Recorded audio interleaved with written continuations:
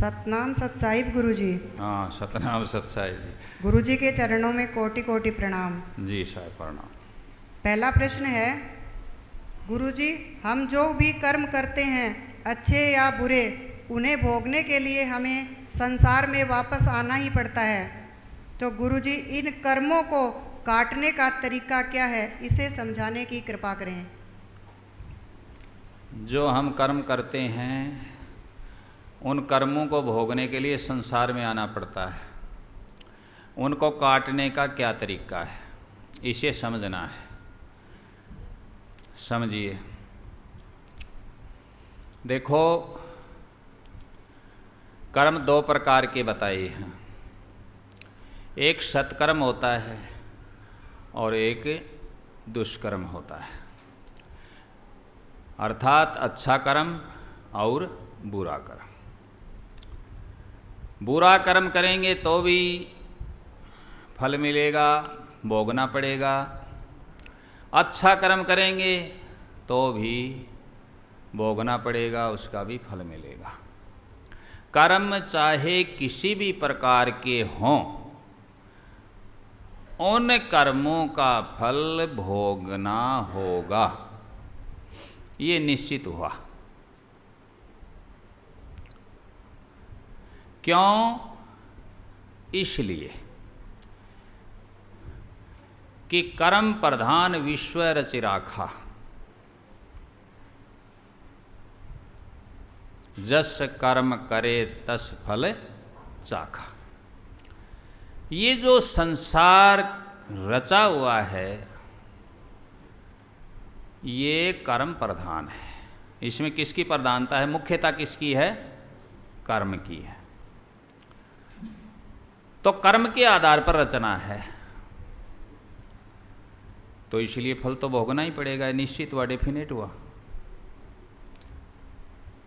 हम माने न माने सभी कहते मैंने तो ऐसा कर्म नहीं किया, लेकिन जाने अनजाने में इस प्रकार के कर्म होते हैं कि जिनको हम समझ नहीं पाते, करते वक्त ध्यान नहीं रख पाते और कर्म बन जाते हैं, और फिर उसका फल भोगते हैं। तब हम चिल्लाते हैं कि मैंने तो ऐसा किया ही नहीं।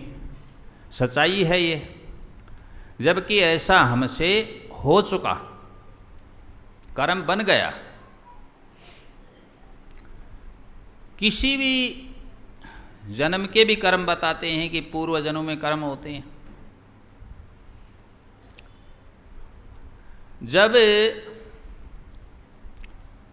कहते हैं कि भीष्म पितामह सरसैया पर थे अंत समय में और सूर्य के उत्तरायण होने का इंतजार कर रहे थे और प्राणों का त्याग नहीं कर रहे थे, सरसैया बाणों की सेज पर।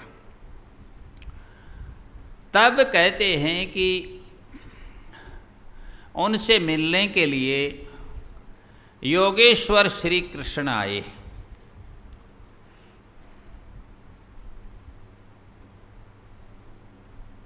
तो भीष्म पितामह ने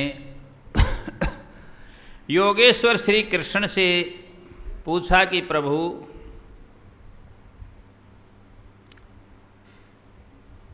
कर्म का फल मिलता है आपकी सृष्टि में, कर्म प्रधान है,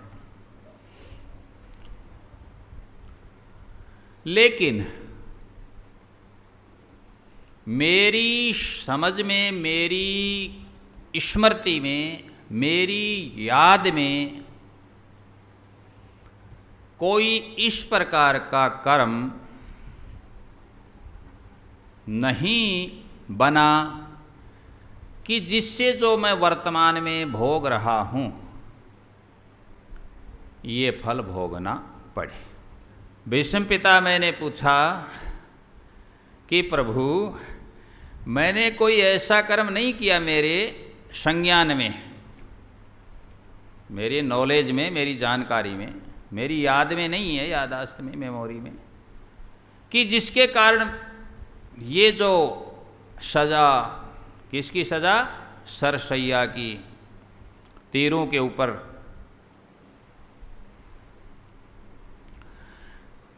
तो योगेश्वर श्री कृष्ण कहने लगे कि पितामह, कितने जन्मों तक आपको याद है? तब भीष्म पितामह ने कहा कि 100 जन्म तक मैंने कोई ऐसा दुष्कर्म नहीं किया जिससे मुझे इस प्रकार की सजा मिले। फिर क्यों?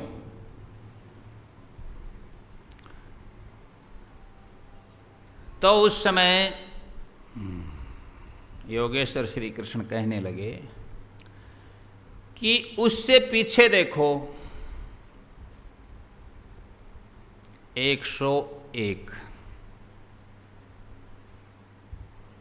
तो कहा कि पीछे देखने की मेरी सामर्थ्य नहीं है, 100 तक देखने की सामर्थ्य है, 100 जन्म। तो कहा ठीक है, अब मैं तुम्हें वो दृष्टि प्रदान करता हूं, दिव्य दृष्टि जिसको कहते हैं, आप देखिए। तब दृष्टि मिली और उन्हें देखा। क्या देखते हैं?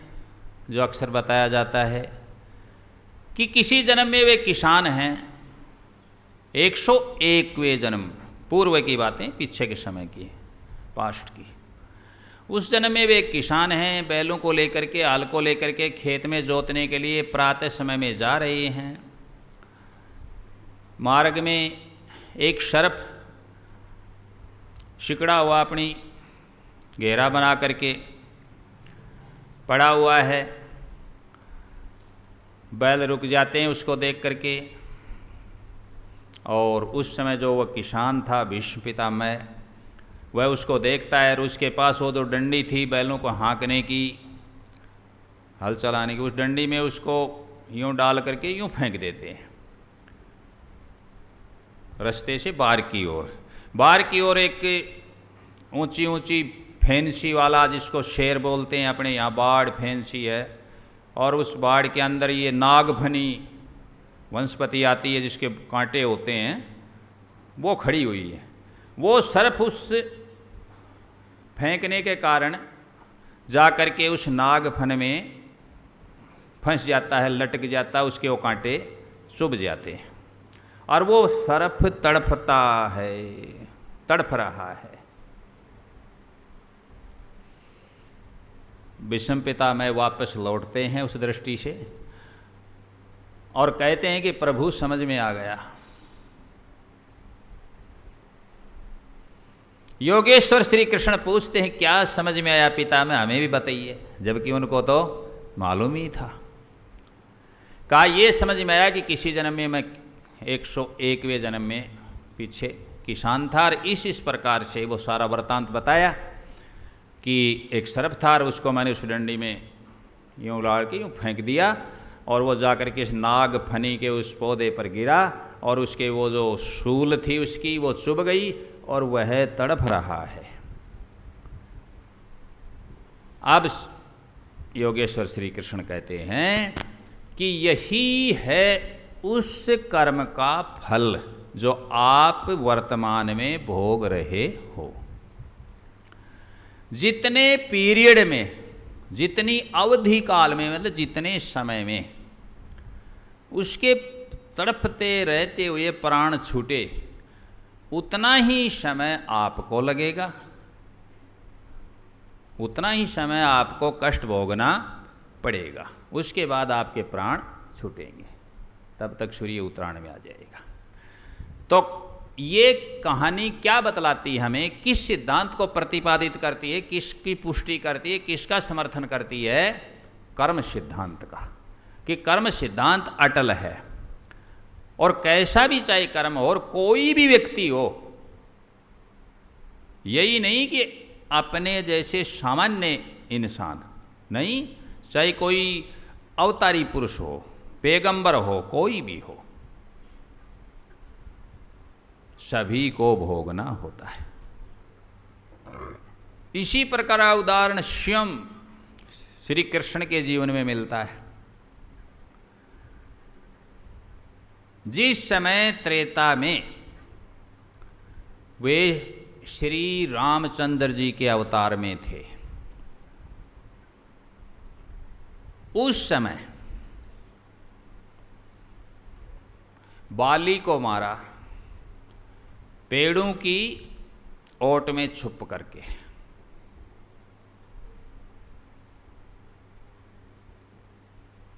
अब ये कर्म बन गया।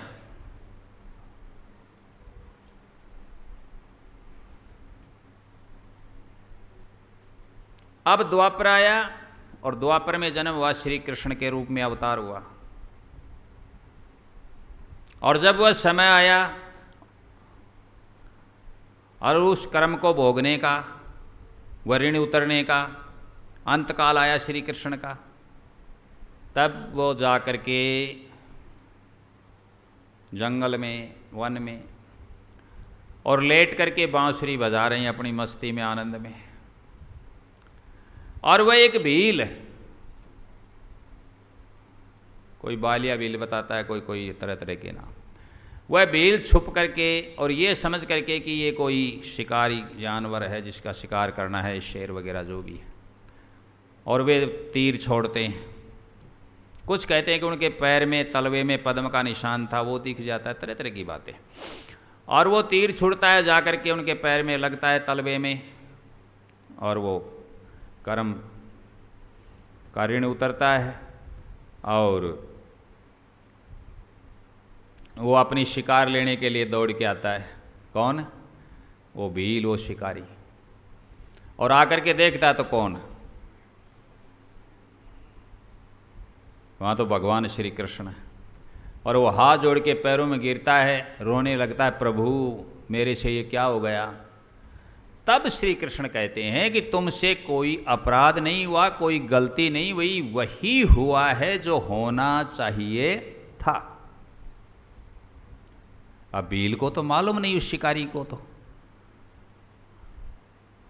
लेकिन जिसको मालूम है श्री कृष्ण को, वो कहते हैं कि पिछले जन्म में, वो कहते हैं प्रभु मैं कुछ समझा नहीं कि पिछले जन्म में इस प्रकार से तुम बाली थे और मैं श्री रामचंद्र था, और ऐसे ऐसे आपकी मौत हुई, और ये ऋण मेरे ऊपर था, अब ये फल मुझे भोगना था, अब मेरा ऋण उतर गया, चुकता, अब मैं चलता हूँ। तो इस प्रकार से कर्म चाहे हम कैसा भी करें सत्संग प्रेमियों, फल तो भोगना पड़ता है। ये कहानियाँ इसी बात की पुष्टि करती है। इन्होंने प्रश्न ये किया है कि कर्म के लिए आना तो पड़ेगा, लेकिन उस कर्म से छुटकारा कैसे मिले। तो ऐसे मिले, बार बार बताया है, ध्यान में रखिएगा कि हम कर्म को निरासक्त भाव से करें, सत्कर्म करें, फिर वो भी किस भाव से करें, किस भाव से करें, निर्विकल्प निरासक्त भाव से करें, उसमें इच्छा न रखें,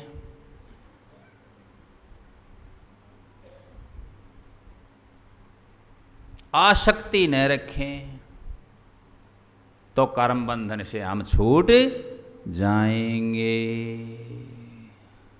अब आप ये कह सकते हो, ये परिप्रश्न कर सकते हो कि ऐसे कर्म कैसे होगा।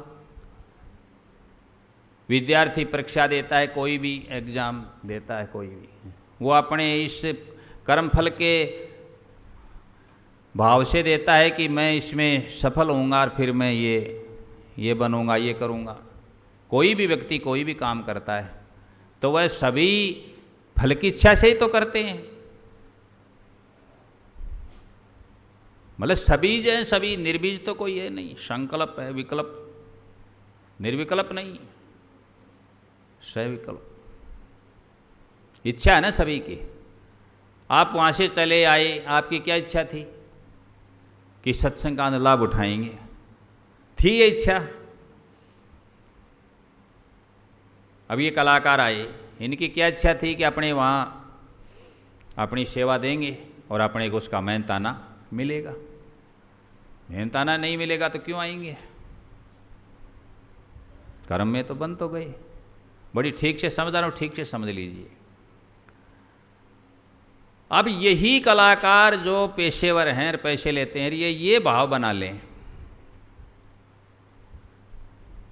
पैसे तो इनको मिलने हैं, लेकिन ये भाव बना लें कि अपने को अपना कर्म करना है, बस फल मिले ना मिले उससे कोई संबंध नहीं, फल तो अपने आप मिलेगा, क्योंकि ये तो निश्चित हो गया। कबीर कमाई आपनी कभी न निष्फल जाए, बो वह पेड़ बबूल का तो आम कहाँ से खाए। फल तो निश्चित हो गया, वह तो मिले ही मिलेगा, निश्चित होगा ना, डेफिनेट होगा ना इन तमाम कहानियों से। तो फिर उसकी इच्छा क्यों करें, मिलना ही ये मिलेगा। और भी अन्य तरह तरह की बातें आ जाती हैं, हम उनकी इच्छा करते हैं क्या? कहीं कोई एक्सीडेंट हो रहा है, उसने इच्छा की थी कि मैं एक्सीडेंट हो जाऊं, हो गया ना। होते हैं कि नहीं होते? कोई बूढ़ा होने की इच्छा करता है, बताओ? है किसी की इच्छा मैं बूढ़ा हो जाऊं? हो तो रहे हो, होते तो जा रहे हैं, अपने आप व्यवस्था है, लेकिन मन है कि ये मानता नहीं है। इसलिए बार बार सत्संग सुनने से और बार बार ये ज्ञान की बातें सुनने से और धीरे धीरे हम आसक्ति को छोड़ देंगे। कर्म तो करेंगे, कर्म तो जरूरी है, कर्म प्रधान है तो कर्म करना पड़ेगा, ठीक है ना, लेकिन आसक्ति नहीं हो, उसके चिपके न रहें। अब एक और उदाहरण समझ लीजिए, लंबा हो गया, कि एक व्यक्ति रोज अपने दफ्तर में जाता है, ऑफिस में जाता है और वहां रोज काम करता है।